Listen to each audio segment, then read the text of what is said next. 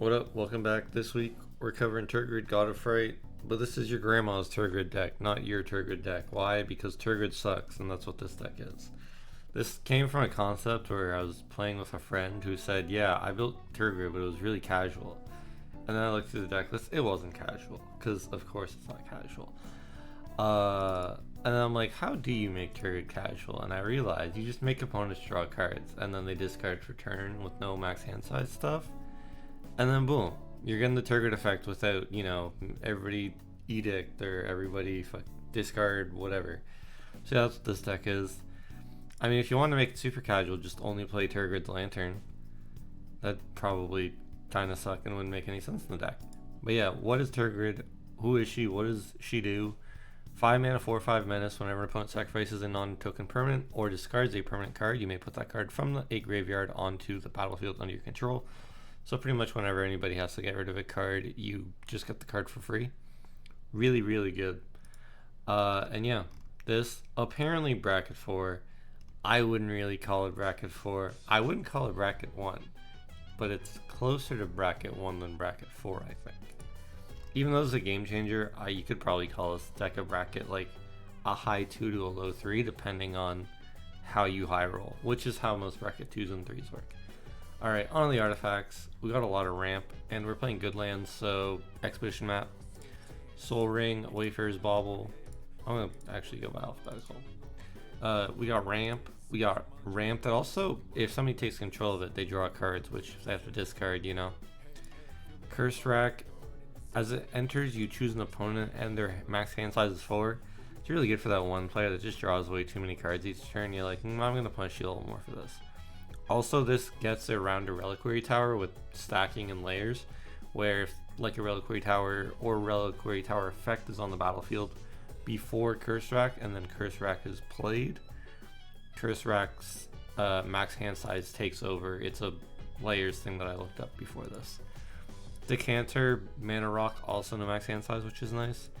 Again, yeah, Expedition Map, Fellwar Stone. We're playing monocolor, but with a 5-color commander, I think you can get away with playing this just for colorless.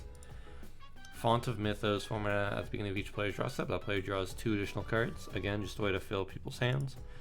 Horn of Greed, whenever a player plays land, they draw a card. Just card draw. Howling Mine, beginning of each player's draw step. If it's untapped, that player draws an additional card. More card draw. This discounts pretty much everything in our deck that aren't artifacts.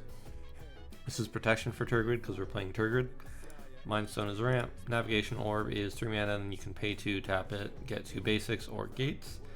Put them on the battlefield. It's ramp. Otherworldly Atlas, 4 mana. You can tap to put a charge counter on it, and you can tap each player draws cards equal to the amount of charge counters on it. So it's kind of a group huggy thing. It's a little slow. You have to essentially wait 2 turns to make everybody draw 1 every turn, or 2, and yeah. Soul Ring, ramp. Swiftfoot Boots, protection for Tergrid again. Temple Bell, pay 3, each player draws a card. Thought Vessel, no max hand size, and ramp. Wayfarer's Bauble, again, just ramp. Yeah, and then on to the creatures. Really not a lot of like super impactful creatures. I mean, the best one is by far Orcish, but the plan is to make people discard cards, and hopefully they're going to discard enough creatures for this deck to work. If they don't, we're not playing hyper optimized Tergrid. So you have Bogart Trawler. When it enters, you can exile a graveyard. It's Bajuka Bog on a creature. It is also just a land that can come in, and you can pay 3 life to have it come in untapped. I think these lands from Modern Horizons 3, very, very good. Also, they're good because it's like a $3 uncommon. Clockwork Fox, 3 mana, 3/2. When it leaves, you draw 2 cards, and each opponent draws a card. So you're drawing 2, but each opponent's still drawing 1. You're getting the effect. Cryptghast, Exort, and whenever you tap Swamp, add an additional black. This kind of just ramp.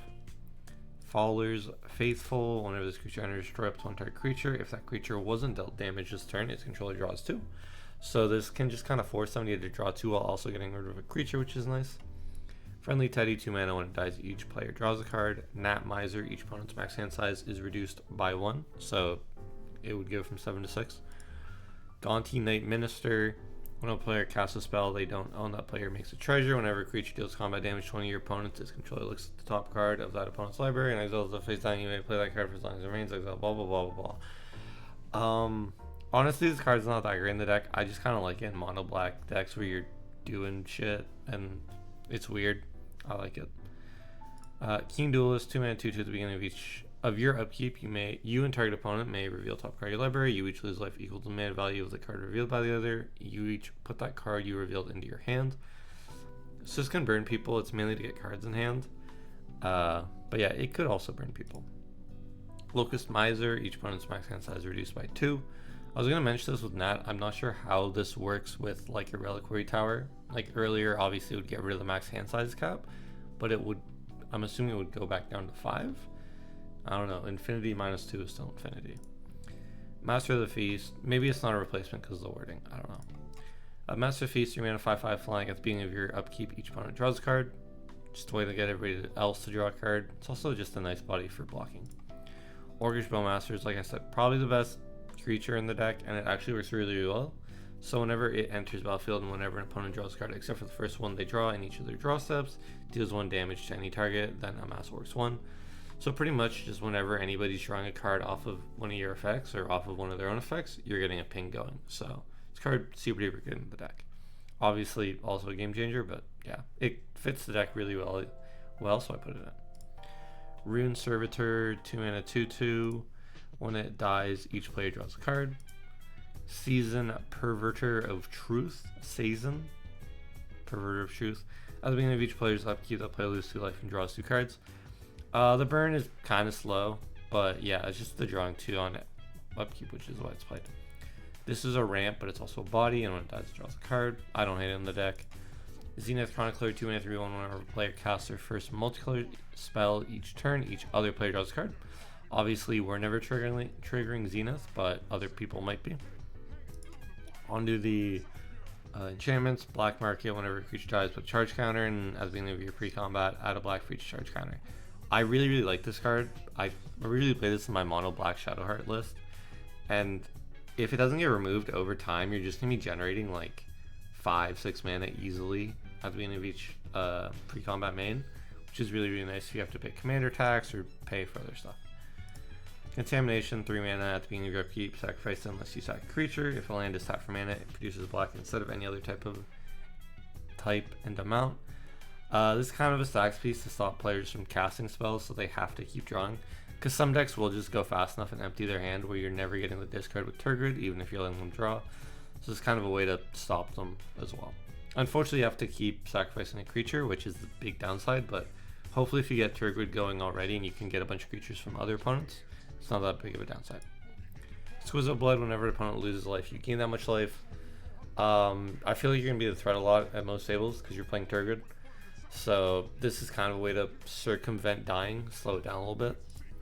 Kai's Ghost Form, 1 mana enchant creature planeswalker. When it dies or is put into exile, return it to the battlefield under your control. Just a way to protect Tergrid on 1 mana. No Mercy, 4 mana. When a creature deals combat damage, you destroy it. Again, just a way to stop people from hitting you and aggroing you down before you can get going. Waste Not, whenever an opponent discards a creature, make a 2/2 zombie. If they discard a land, make 2 black mana and discard a non-creature, non-land, draw a card. The 2 black mana is pretty useless unless like you're getting in an end step and then casting an instant removal. But besides that, it kind of just makes zombies and then draws you cards. Instance, we got Baleful Mastery. You can pay 1 to black instead of the normal cost, and you exile target creature planeswalker. If you pay the reduced, an opponent draws a card, so it draws a card for your Tergrid. Dark Ritual is just in ramp. Darkness, we got Fog, but in mono black. Again, kind of an anti-aggro card. Dash Hopes, 2 mana. When you play it, you may pay, any player may pay 5 life. If they do counter Dash Hopes and it's a counter spell, I don't know, it's a counter spell in black. I'm like, this is cute, I'll put it in, I like it. Deadly Relic, premium removal. Defile, premium removal in mono black specifically. Fellow Profane, this is obviously one of the other MDFCs from On Horizons 3. You can destroy target creature planeswalker, or it's just a land. Makes it super versatile. Go for the Throat, destroy non-artifact creature, usually pretty good. Imp's Mischief, change target of target spell with a single target. You lose life equal to that spell's mana value. Protection for Tergrid on like a removal spell or something. Also just a really neat card. Infernal Grasp, destroy target creature, lose 2 life. Malakir Rebirth, choose a creature, lose 2 life until the end of your turn. That creature gains when this dies, return to the battlefield under its owner's control. Obviously really, really good as a way just to protect your Tergrid from dying through like destroy effects. can also just be a land, which is why it's a little more expensive than some of the other instant 1 mana ones. Like Not Dead After All. Till the end of turn, target creature gets, when this creature dies, return the battlefield tapped under its control, and make a wicked roll token, attach it. 1/1, and when it dies, each opponent loses 1 life. Shoot the Sheriff, 2 mana, destroy target non-outlaw. I saw this getting a lot of play in Standard recently, and the more I think about it, the more I'm like, Assassins, Mercenaries, Pirates, Rogues, and Warlocks aren't that common in Commander either, unless somebody's playing like a themed deck. So I think this card probably pretty good. Just 2 mana, destroy something. Slaughter Pact, 0 mana, destroy target non-black creature. At the beginning of your next upkeep, pay 2 if you don't, you lose the game. I mean, it's kind of a last resort type card at the beginning of your next upkeep, but I think paying 3 for destroy something at instant speed for 0, you can just play it your turn and an opponent won't expect a Slaughter Pact, is really, really good. I think I might pick up a few of these cards because I don't have one, but I think the cost of 3 is super affordable. Sun's Boiling, 3 mana, split second until end of turn. Creature target players control lose all abilities and have base power toughness 0/2. So a way to stop an opponent from comboing off or trying to do something crazy with creatures on their turn. Undying Evil, target creature gains Undying until end of turn. So when it dies, if it had no 1/1 counters, it comes back with a 1/1 counter. Just another 1 mana to protect Tergrid. Withering Torment, 3 destroy target creature enchantment, lose 2 life. Go through sorceries first. We have a lot of board wipes in this list just because, I don't know, lose to swarming a bit. Blasphemous Edict, each player sacks 13 creatures of their choice, and you can pay a black instead if there are 13 or more battle creatures on the battlefield. It depends on the decks your opponents are playing if this is viable or not. Damnation, 4 mana board wipe. Feed the Swarm, destroy a creature and opponent, lose life equal to mana value. Mutilate, all creatures get -1/-1 for each swamp you control. This is kind of just like Damnation, but I think a little better. And then Night's Whisper, you draw 2 cards, lose 2 life, not bad card draw. Silent Blood, target player draws 2 cards and loses 2 life. This can hit anybody, so you can actually get somebody to draw over and then have to discard. Toxic Deluge, as an initial cost, pay X, all creatures get -X till end of turn. It's probably maybe the best board wipe. Just mono black board wipe in the game. And then, yeah, quickly going through the lands, it's a little different. We're running 38 with MDFCs, which is pretty high, but with a 5 mana commander, kind of want it. Jukabog is obviously good graveyard hate. Cabal Coffers and Cabal Stronghold are obviously amazing in mono black decks. And I said not to really build this on a budget just because it's Tergrid already. You're putting like $30 into a commander, or, you know, however much depending. So yeah, that's why there's some not very budget options in the deck. Castle Lochthwain enters tab unless you have a swamp, and then you can pay 3, draw a card, lose life equal number of cards in your hand. So if you've run out of cards, you can just do that. Command Beacon, if your Tergrid gets too expensive, you can just tap, sack it, and this land, and then put it in your hand. Demo Field is for stuff like Reliquary Tower to just get around no max hand size cards. Field of Ruins, same thing. Mikokoro, you can pay 2 tap, each player draws a card, or it just taps for anything. We're playing Reliquary Tower, I know. Swamp, Tectonic Edge, another way to destroy. This specifically hits non-basic, so it's, I don't know, a little nicer to play in pods. And then Urborg, all your swamps, or all lands are swamps.